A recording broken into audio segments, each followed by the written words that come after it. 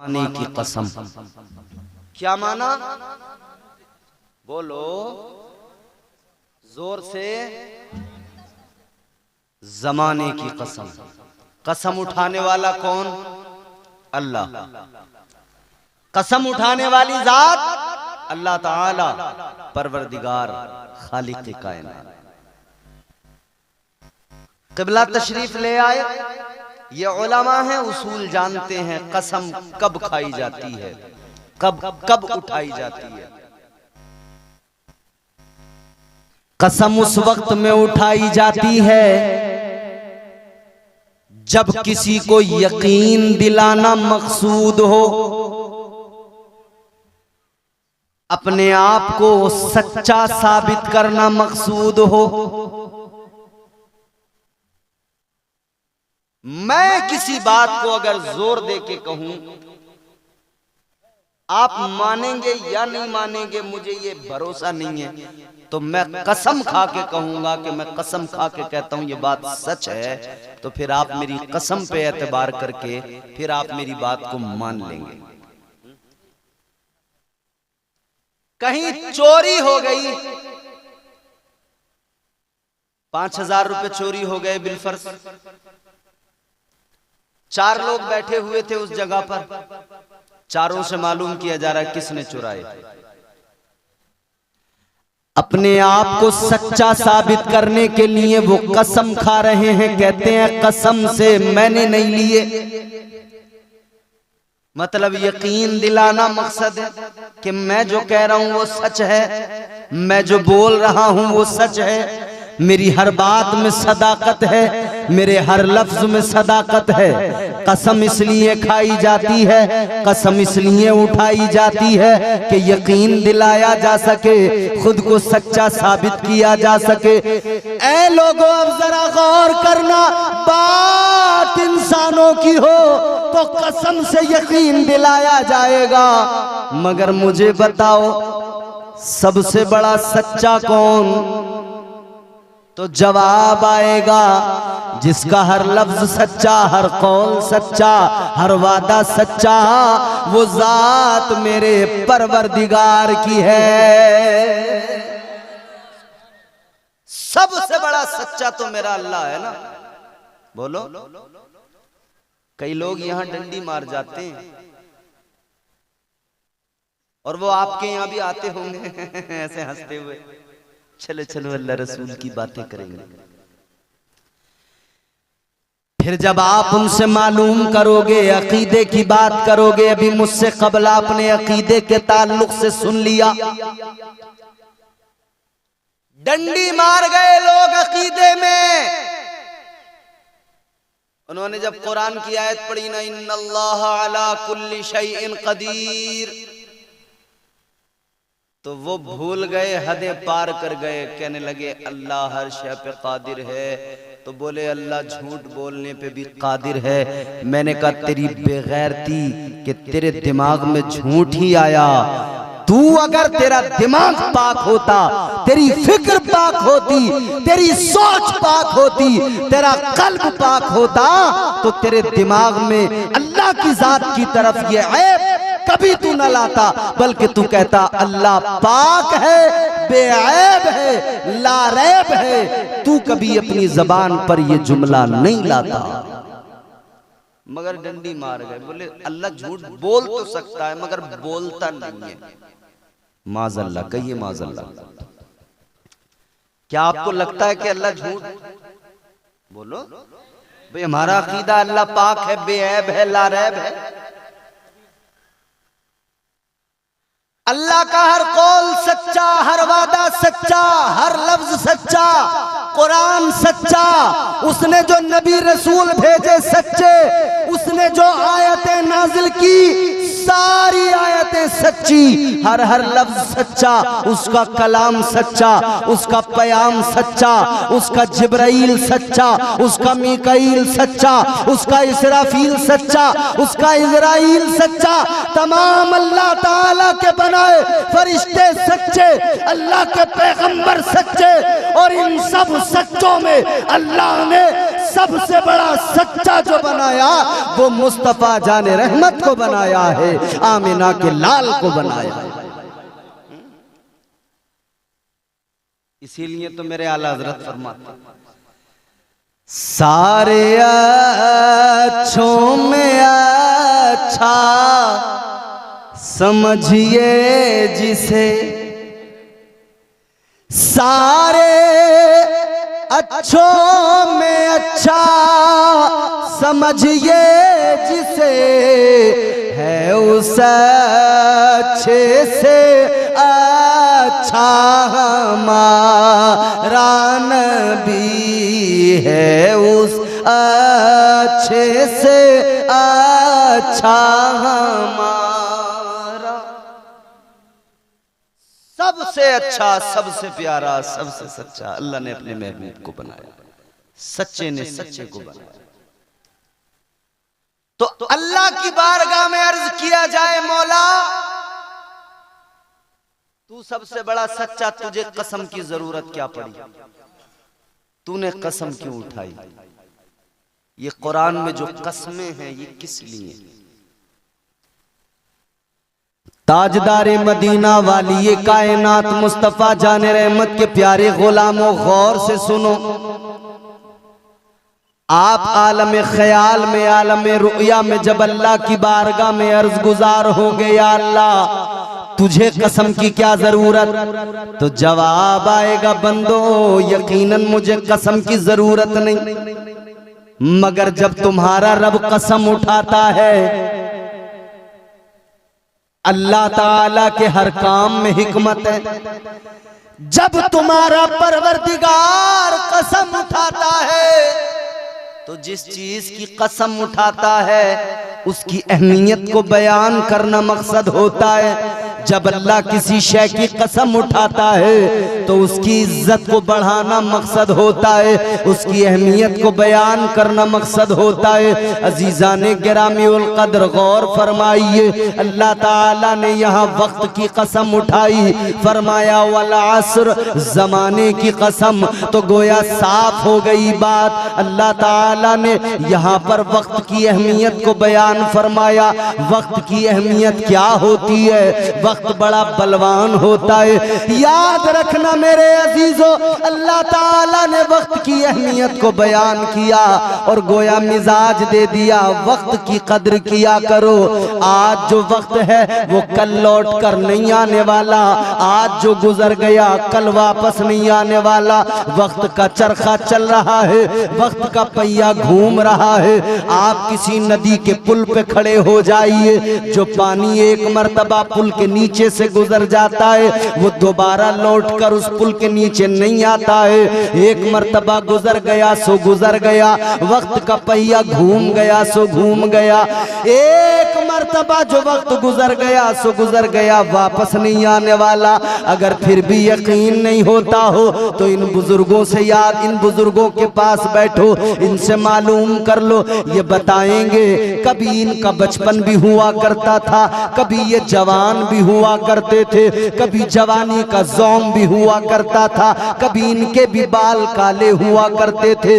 आज जिनकी कमर झुक गई, आज जिनके बाल सफेद हो गए, आज जो कमजोर हो गए, आज जो चलने में नकाहत कमजोरी महसूस करते हैं, कल बड़ी ताकत थी, तवानाई थी। ऐ नौजवानों, आज तुम्हारी ताकत क्या है जो कल इनके अंदर ताकत अल्लाह ने इन्हें दी थी? ये बड़े तवाना थे, तंदुरुस्त थे, लेकिन जवानी गई, वक्त गुजर गया, वक्त गया वापस नहीं आने वाला। जवानी गई वापस नहीं आने वाली, बचपन निकल गया वापस नहीं आने वाला। इतना जान लो, वक्त गया गया फिर दोबारा लौट के नहीं आता है। आता है क्या लौट कर? वक्त नहीं आता ना लौट कर। किसी के, आप किसी से भी जाकर मालूम कर लें, किसी से भी आप मुसलमान से मालूम करें, गैर मुस्लिम से मालूम करें, वो भी इस बात को मानता है, कहता है वक्त गया सो गया। अजीजा ने गिरामीउल कद्र, तो अल्लाह ताला ने वक्त की कसम को याद किया, वक्त की कसम उठाई, जमाने की कसम उठाई। जमाना वक्त को कहते हैं। किसको? बोलो भाई, किसे कहते हैं जमाना? वक्त को। अगर बात जमाने की करें, वक्त की करें, तो फिर एक सवाल बनता है, या अल्लाह तूने कौन से वक्त की कसम उठाई? ऐ परवरदिगार, तूने जमाने की कसम याद की, कौन से जमाने की कसम याद की? माइक वाले जिधर भी हों लौट के आए और थोड़ी सी आकर आवाज बढ़ाएं, और आप लोग भी जरा मोहब्बत के साथ सुनाएं सुभान अल्लाह। कौन से वक्त की कसम, कौन से जमाने की कसम? तो वक्त तो सारा अल्लाह ने बनाया, जमाना तो सारा अल्लाह ने बनाया, ये जमाना भी अल्लाह ने बनाया, जो गुजर गया वो जमाना भी अल्लाह ने बनाया। हजरत आदम अलैहिस्सलाम ने अपनी कौम को जब तबलीग की, वो भी एक जमाना था, वो जमाना भी अल्लाह ताला ने बनाया। फिर दूसरा जमाना, जमाने बदलते चले गए, जमाने गुजरते चले गए, ये सारे जमाने अल्लाह ताला ने बनाए, ये सारे जमाने परवरदिगार ने बनाए, सारे जमाने अल्लाह के। तो सवाल तो बनता है, या अल्लाह कसम कौन से जमाने की? जब सारे जमाने अल्लाह ने बनाए तो कसम कौन से जमाने? थोड़ी आवाज बढ़ा दो, आवाज। कसम कौन से जमाने की? तो जवाब बड़ा सीधा सा है, सिंपल सा है, सारे जमाने अल्लाह ने बनाए। इसी तरह जैसे सारे रसूल अल्लाह ने बनाए, सारे पैगंबर अल्लाह ने बनाए, सब लाजवाब, सबको इज्जतें अल्लाह ने अता फरमाई, मगर सुनो, इन सारे रसूलों में आमिना के लाल लाजवाब है। इसी तरह सारे जमानों में मुस्तफा का जमाना लाजवाब है।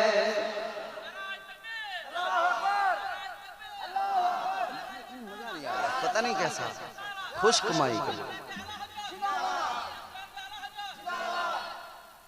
बात समझ में आ रही?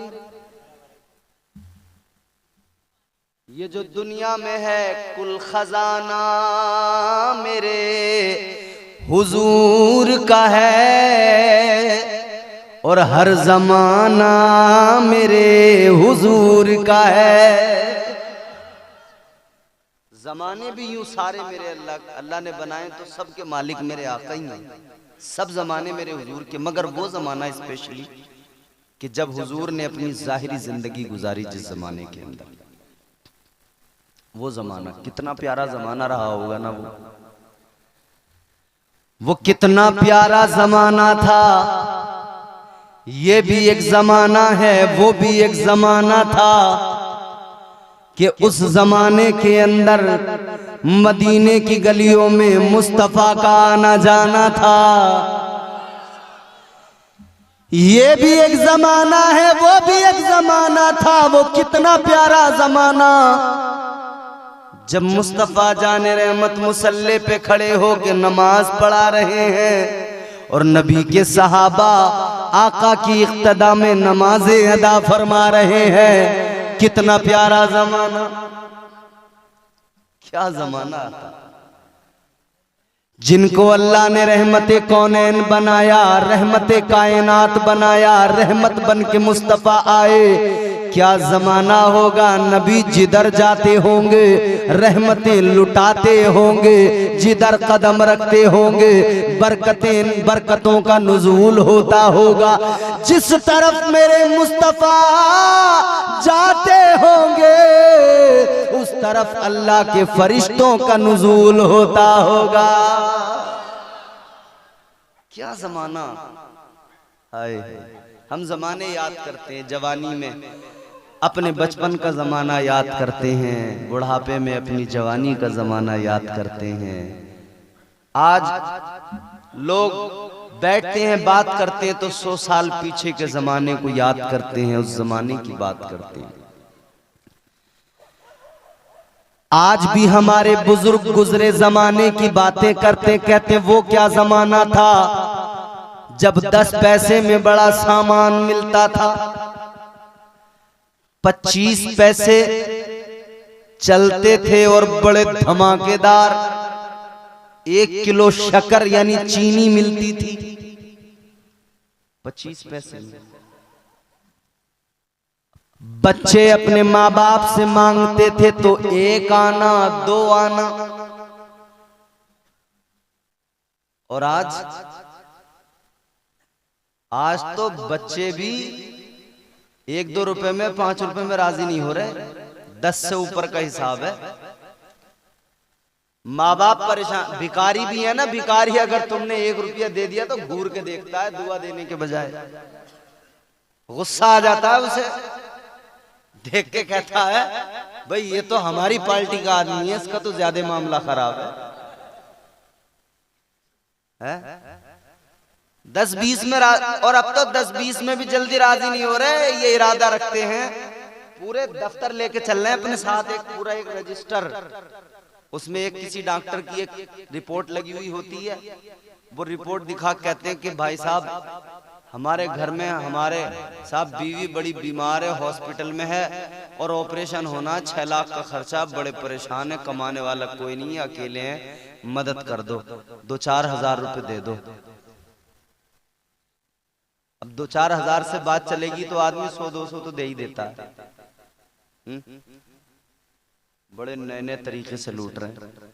लखनऊ रेलवे स्टेशन पे मैं गालिबन पटना से पहुंचा था, लखनऊ रेलवे स्टेशन पे एक आदमी मुझे मिला, उसने आके अस्सलाम वालेकुम वरहमतुल्लाह, मैंने कहा वालेकुम अस्सलाम। आमतौर पे हमें लोग मिल भी जाते हैं जो पहचान लेते हैं कि भाई ये यूट्यूब पे हमने आपको सुना है ये। उसने जब सलाम किया मैंने कहा शायद कोई ऐसा ही आदमी हो जो मुझे जानता पहचानता हो, मुझसे बात करने लगा। तो मैंने कहा आप मुझे जानते हैं? बोला जानता तो नहीं हूं मगर आप हमारे आलिम हैं, तो मैंने आपको देखा तो मेरा दिल चाहा कि मैं आपके पास आऊं, आपसे बात करूं। मैंने कहा सुभान अल्लाह, बड़ी अच्छी बात है। थोड़ी देर मीठी मीठी बातें की, फिर बोला आइए हजरत चाय पियेंगे। अरे मैंने कहा नहीं बस मेरा टाइम हो रहा है ट्रेन का, मैं निकलना मुझे। कि नहीं आपको चाय तो पीनी पड़ेगी। जबरदस्ती ले गया, 1 कप चाय पिलाई और चाय पिला के मुझसे एक तरफ को मुझे एक साइड में ले जाके मुझसे बोला हजरत क्या महसूस कर रहे हैं आप मुझे देख के? मैंने कहा यार बढ़िया आदमी हो आप, अच्छे आदमी हो, मुखलिस आदमी हो, उलमा से मोहब्बत करते हो। बोला मैं उलमा से मोहब्बत करता हूँ, दीनदार आदमी हूँ, मगर बोला हजरत आज मैं एक परेशानी में फंस गया हूँ। मैंने कहा क्या? बोला हजरत मैं बड़े अच्छे घर का आदमी हूँ मगर मेरा बटुआ किसी ने चुरा लिया, मेरा वॉलेट चुरा लिया किसी ने। मैंने कहा फिर? बोले हजरत मैं आपसे कर्जे हसना मांगना चाहता हूं, जिसका इस्लाम में हुक्म है कि मोमिन अपने मोमिन भाई से कर्जे हसना। बोले हजरत मुझे आप 2000 रुपए कर्जे हसना के तौर पे दे दो, मैं जैसे ही शाम को अपने घर पहुंचूंगा, सुबह बाद में होगी, आपके पैसे फोन पे में पहले डाल दूंगा। अब मैंने कहा या अल्लाह मैं कहूं तो क्या कहूं, चाय इसकी मैंने पी ली। चाय पिला के फिर उसने कहा, अब मैं बड़ा हैरान, चाय पी है मैंने इसकी, यकायक सामने से इनकार भी नहीं कर सकता, डरते डरते डरते डरते मैंने 500 रुपए दिए। मैंने कहा साहब बस यही रख लो, लौटा देना। उसने अपना नंबर दिया, मैंने अपने मोबाइल में उसका नंबर सेव किया। उस वक्त मैंने कॉल भी लगा के देखी, फोन भी लग रहा था। वो दिन है और आज का दिन है, न कभी उसका नंबर लगा, न कभी उससे आज तक बात हुई। वो 500 खत्म। ऐसे ऐसे फ्रॉडिये, वो तो इत्तेफाक ये था मैंने 500 ही दिए। ऐसे लोगों पे जब एतबार हो जाता आदमी 2-4 हजार भी दे देता है। अब अगर उसने दिन भर में 2-2 हजार वाले, 2000 छोड़ो मियां, 1000 वाले 5 बकरे पकड़ लिए तो दिन कितने का गया? 5000 का। 5 या 15, एक दिन में 5000, तो 5 या 15, 30 दिन में हो गए 1.5 लाख। सरकारी नौकरी वाला क्या कमाएगा जो वो फ्रॉडिया कमा लेगा? लोग ऐसे यकीन दिला देते। तो वक्त वक्त की बात है मियां। कभी वक्त पे आदमी का दिमाग फैसला दे देता है कि हाँ यार इसकी मदद कर दो। कभी वक्त पे आदमी जो जरूरतमंद होता है उसकी भी मदद नहीं कर पाता। मगर वक्त की बात है मेरे पे, ये वक्त की तो बात है। आप बैठे हैं, रात है, ये वक्त आपने अपना बिस्तर के बजाय हुजूर के जिक्र की महफिल को दे दिया, तो याद रहे इस वक्त की कीमत ये हो गई कि आप जितनी देर यहाँ बैठे हैं, आप ये न समझें कि आप जमीन पे बैठे हैं, ये न समझें कि आप अपने गांव के किसी मैदान में बैठे हैं, बल्कि ये यकीन रखें मुस्तफा का ऐलान है, जहां अल्लाह और उसके रसूल का जिक्र होता है वो जगह दुनिया की जगह नहीं होती, अल्लाह उसे जन्नत की क्यारी बना देता है। आप इस वक्त बैठे हैं तो जन्नत की जमीन के अंदर बैठे हैं, जन्नत के टुकड़े के अंदर बैठे हैं। वक्त वक्त की बात है। कल यही जमीन होगी, यही जगह होगी, यही सब कुछ होगा। आज ये जन्नत की क्यारी है, कल नहीं होगी। आज बैठे हो तो जन्नत में बैठे हो। और हुजूर फरमाते जब बैठो तो कुछ चर लिया करो। आपकी बकरियां जब जाती हैं खेत में चरने के लिए, तो इधर से कुछ मुंह मारा, इधर से कुछ मुंह मारा, कुछ इधर से चर लिया, कुछ उधर से चर लिया। यहां बैठकर भी हुक्म दिया गया कुछ चर लिया करो। क्या चरें, क्या खाएं, कौन सी ग़िज़ा है? ताजदारे मदीना वाली कायनात मुस्तफा जाने रहमत ने फरमाया इस महफिल में आकर बैठा करो तो कुछ चर लिया करो। मतलब ये आका फरमाते हैं कभी सुबहान अल्लाह कह दिया करो, कभी अल्हम्दुलिल्लाह कह दिया करो। तुम सुबहान अल्लाह एक मर्तबा कहोगे, तुम्हारे नामे आमाल में अल्लाह ताला 90 नेकियां दर्ज फरमा देगा।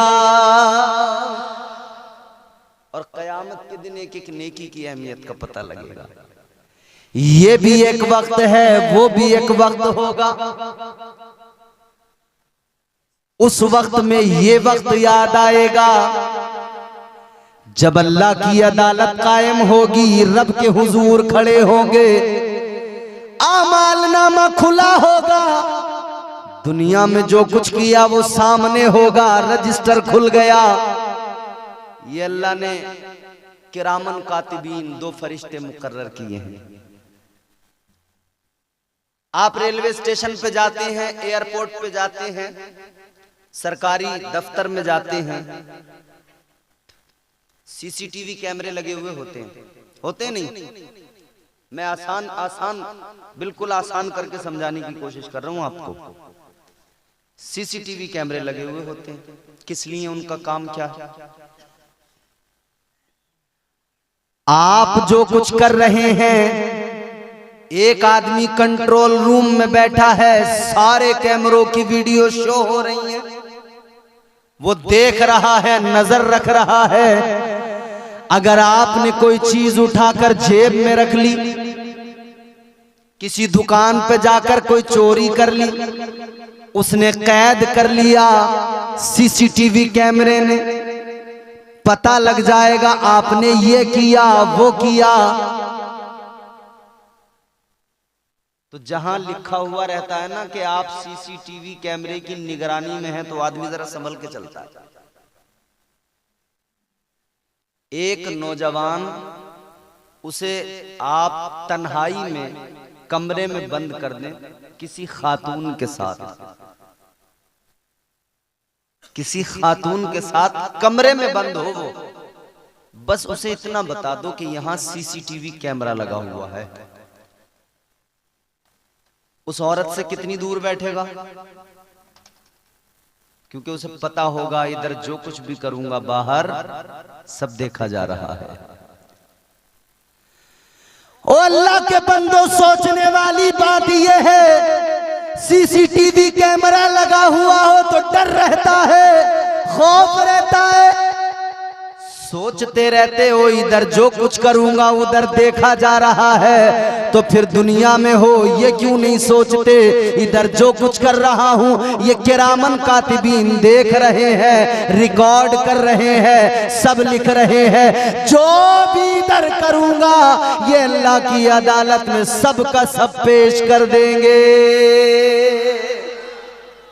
सीसीटीवी कैमरे से डरने वालों, अल्लाह से डरा करो। अल्लाह देख रहा है, देख रहा है कि नहीं?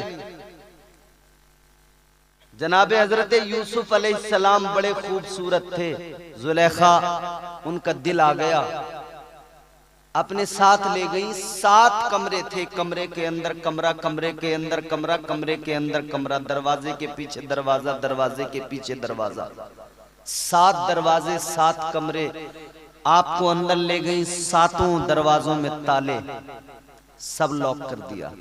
7वें कमरे के अंदर जाके बोली, यूसुफ करो जल्दी जो करना है। कहने लगी, कालत हई तलक, ऐ यूसुफ जो करना है जल्दी करो। आज के नौजवानों सबक हासिल करो। आपको अगर जरा सा कोना मिल जाए, जरा सी आड़ मिल जाए, क्या हालात है। अच्छा, अब तो वो भी शर्म हया खत्म हो गई आड़ वाली, अब तो खुलेआम लिपटना चिपकना सब हो रहा, शर्म आती है अच्छे भले लोग को, अच्छे भले आदमी।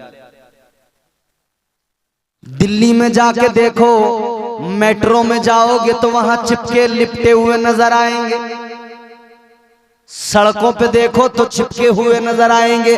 ऐसे ही जैसे कुत्ते और कुतिये, कुत्ता और कुतिया रोड पे चिपकते नजर आते हैं, अब ऐसे ही इंसानों ने अपनी हालत बना ली। अल्लाह रहम करे, क्यों ना इंसानों पर नए नए अजाब आए, क्यों ना नई नई मुसीबतें आए, क्योंकि इन्होंने खैरत का जनाजा उठा दिया। अल्लाह रहम फरमाए, मगर सुनो मेरे अजीजों, गौर से सुनो, जरा सी कोई जगह मिली, वाहियात काम शुरू हो गए, बेहयाई शुरू हो गई, बेगैरती शुरू हो गई। मगर आओ जरा सबक हासिल करो। अल्लाह ताला के प्यारे पैगंबर जनाबे हजरत यूसुफ अलैहिस्सलाम, 7 कमरे, 7 दरवाजे, ताले लगे हुए हैं, 7वें कमरे के अंदर है। जनाबे जुलेखा कहती है, यूसुफ जो करना है जल्दी करो।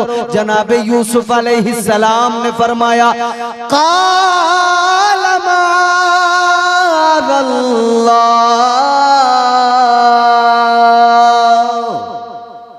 फरमाते मैं अल्लाह की पनाह मांगता हूँ, मैं अल्लाह की पनाह चाहता हूँ। जनाबे जुलेखा ने अपना दुपट्टा लिया, एक बुत रखा हुआ है कमरे में, उसके ऊपर यूं डाल दिया। हजरत यूसुफ ने फरमाया, जुलेखा ये क्या किया? कहने लगी, ये मेरा खुदा है, मैंने कपड़ा डाल दिया कि हम जो कुछ भी करें ये न देखे। हजरत यूसुफ अलैहिस्सलाम ने फरमाया, जुलेखा ये तेरा खुदा है, कपड़ा डाल दो नहीं देखता, मगर मेरा खुदा तो वो है जो 7 तालों के अंदर 7वें कमरे में भी बराबर देखता है। वो रब तो देख रहा है, वो परवरदिगार तो देख रहा है। ये अभी एहसास बेदार नहीं हो रहा। ये जिस दिन एहसास बेदार हो गया ना कि अल्लाह की अदालत में सारे अमाल रखे जाएंगे, फिर उधर क्या जवाब बनेगा। तो आदमी उस वक्त में जाकर फिक्र करेगा कि इस वक्त में उसने क्या कुछ किया। अच्छा, इधर तो किसी ने चोरी की, चोरी करके मना कर देगा साहब मैंने नहीं की। वो तो पुलिस है जो मार मार के इकरार करवा लेती है।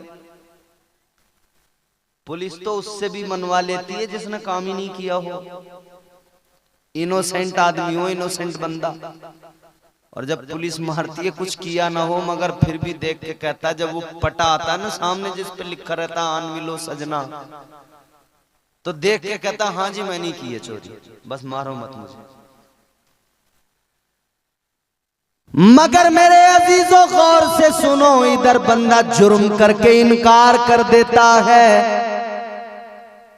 मगर अल्लाह की अदालत में जो भी जुर्म किया है इधर उधर इनकार की कोई सूरत ही नहीं बनती, क्योंकि सारा सब कुछ सामने होगा,